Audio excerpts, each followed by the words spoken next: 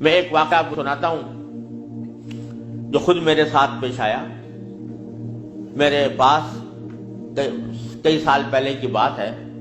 جرمنی سے ایک صاحب کا میرے پاس خط آیا اور انہوں نے اپنا حال یہ لکھا کہ میں پاکستان میں تھا اور وہاں سے پھر میں روزگار کی تلاش میں جرمنی آ گیا.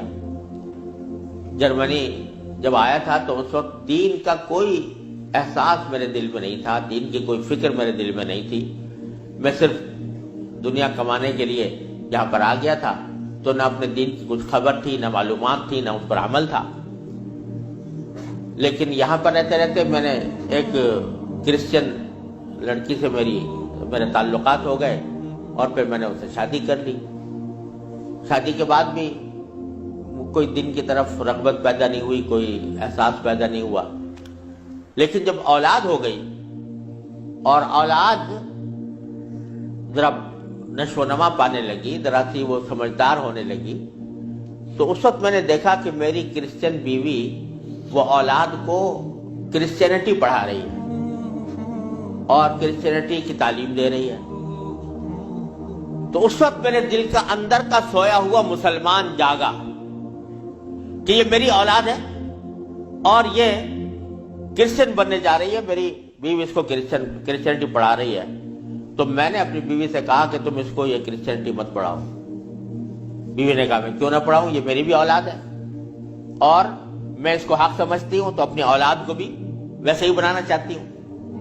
میں نے کہا نہیں, کرسچینٹی حق نہیں ہے, اسلام برحق ہے. تو اس نے کہا مجھے ثابت کرو کہ کیوں برحق ہے اسلام اور کرسچینٹی میں کیا خرابی ہے. تو میرے پاس علم تو تھا نہیں, مجھے اپنے دین کا بھی پتہ نہیں تھا, کرسچینٹی کا بھی پتہ نہیں تھا. لہذا جب وہ بات کرتی تو میں اس کا جواب دینے کے لیے کی پوزیشن میں نہیں تھا, اس کے سوالات کا جواب نہیں دے سکتا تھا, اس کے اعتراضات کا جواب نہیں دے سکتا تھا. تو میں اس مشکل میں ہوں کہ میری اولاد وہ میری بیوی کی تعلیم و تربیت کے نتیجے میں کرسچن بننے جا رہی ہے اور میرے دل پر آرے چل رہے ہیں, میں کچھ کر نہیں سکتا. تو آپ مجھے کوئی طریقہ بتائیے. یہ خط میرے پاس آیا تو میں نے اللہ تبارک و تعالیٰ سے دعا کی کہ اللہ کوئی ایسی تدبیر دل میں ڈال دیجئے کہ جس سے اس بیچارے مسلمان کی مشکل حل ہو. تو میں نے اس کو لکھا کہ ایک تو میری کتاب ہے واٹ از کرسچینٹی کے نام سے, جس میں کرسچینٹی کے بارے میں تفصیل ہے. تو وہ کتاب میں نے بھیجی اور ساتھ میں اس سے کہا کہ آپ اپنی بیوی سے بحث کرنا بند کر دیں, کیونکہ بحث کرنے سے کچھ فائدہ نہیں ہوگا.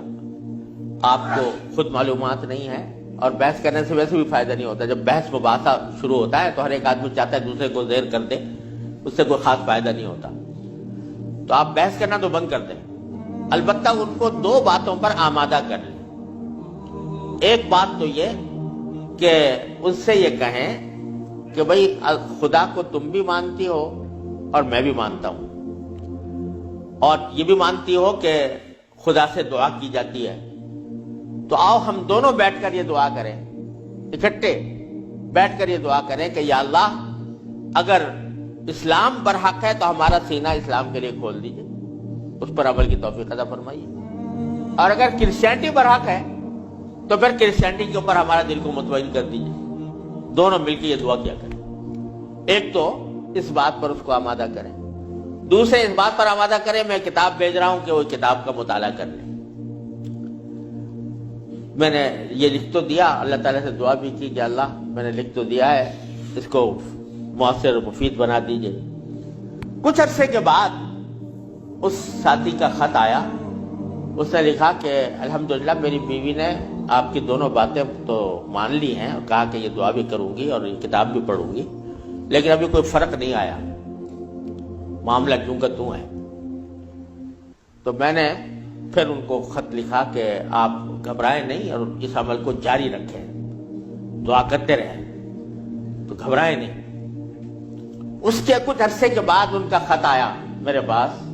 اس میں انہوں نے لکھا کہ عجیب و غریب واقعہ ہو گیا, وہ یہ کہ میری بیوی وہ کسی جگہ کوئی कोई डिग्री कोर्स कर रही थी, उस सिलसिले में यूनिवर्सिटी गई और यूनिवर्सिटी से वापस आते हुए वो हम दोनों वापस आ रहे थे। वो गाड़ी ड्राइव कर रही थी, मैं उसके बराबर में बैठा हुआ था। तो अचानक उसने गाड़ी एक जगह रोक कर और उसने अपना सर स्टीयरिंग के ऊपर झुका लिया और बेतहाशा रोने लगी। मैं समझा कि खुदा ना करे इसके ऊपर कोई दिल का दौरा पड़ा है या कोई तकलीफ हुई है, तो मैं परेशान हुआ। मैंने पूछा क्या बात है, तो रोते रोते उससे बोला नहीं जा रहा था। बमुश्किल जब मैंने बार बार पूछा तो उसने एक जुमला कहा कि मैं और कोई तकलीफ नहीं है, बस मुझे तुम मुसलमान बना, इस्लाम मैं कबूल करना चाहती। कहते मुझे अपने कानों पर एतबार नहीं आया कि ये वही औरत है कि जो इतनी शिद्दत के साथ मुझसे बहस किया करती थी और अब ये करी थी। मैंने क्या कहा, तो बार बार मैंने उससे पूछा तो उसने कहा कि नहीं, मैं सच कह रही हूँ कि मुझे मुसलमान होना है, तो मुझे कहीं ले जाकर मुझे मुसलमान बनाओ। मैं फिर उसको फौरन इस्लामी सेंटर में ले गया। वहाँ जाके उसने कलमे शहादत पढ़ा, मुसलमान हुई और उसने खत में लिखा था कि ये इत्तेफाक से ये दिन रमज़ान का था और आज पहला मौका है कि हम दोनों ने सहरी में उठकर हम दोनों ने इकट्ठा रोजा रखा है और आपको खत लिख रहे हैं, और दूसरा खत मेरी बीवी की तरफ से है। तो दूसरा खत उसके साथ था उसकी बीवी की तरफ से, और उसने मुझे लिखा था कि मैं आपका शुक्रिया अदा करती हूँ कि आपने मुझे एक ऐसा तरीका बताया जिसके जरिए अल्लाह तबारक व तआला ने मुझे हिदायत अता फरमाई। तो ये मेरे खुद अपने साथ पेश आया हुआ वाकया है। अल्लाह ताला से अगर हिदायत मांगी जाती है तो वो दुआ रद्द नहीं होती। यानी बहुत सी दुआएं जो हम दुनिया के लिए मांगते हैं कि या अल्लाह हमारा रोजगार लग जाए, हमारी दौलत में इजाफा हो जाए, उसमें जरूरी नहीं कि अल्लाह तबारक व तआला वही चीज दे दें जो आपने मांगी है।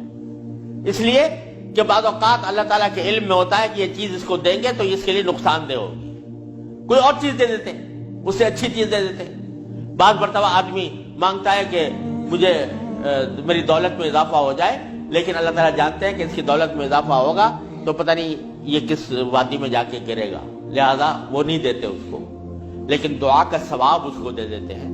इसी तरीके से बाज़ औक़ात दुनिया के बारे में अगर ये हो कि भाई अल्लाह मियाँ मुझे मोहसन फर्ज करो कि बीमार है तो शिफा मिल जाए, तो बीमारी के अंदर बाज़ औक़ात अल्लाह ताला जानते हैं कि इसका बीमार रहना ही इसके हक में ज्यादा फायदेमंद है, तो वो बेआईनी वो चीज नहीं देते लेकिन उससे अच्छी चीज अता फरमा देते हैं। ये अल्लाह तबारक व तआला की सुन्नत है दुनियावी चीजों के बारे में। लेकिन अगर कोई हिदायत मांगे सच्चे दिल से, या अल्लाह मुझे हिदायत दे दे, या अल्लाह मुझे सीधे रास्ते पर चलने की तौफीक दे दे, या अल्लाह मेरी औलाद को सीधे रास्ते पर चलने की तौफीक दे दे, तो ये दुआ रद्द नहीं होती और ये दुआ जरूर कबूल होती है, बशर्ते के मांगने वाला हो, सच्चे दिल से मांगे, खुशू के साथ मांगे, अल्लाह ताला से मांगने के अंदाज में मांगे, तो अल्लाह तबारक व तआला वो दुआ रद्द नहीं फरमाती।